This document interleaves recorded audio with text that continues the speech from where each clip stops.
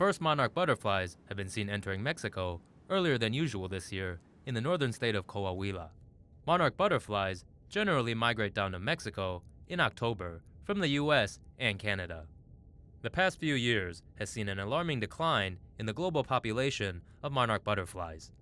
Officials will wait until December before they start an official count in order to let the butterflies completely settle in.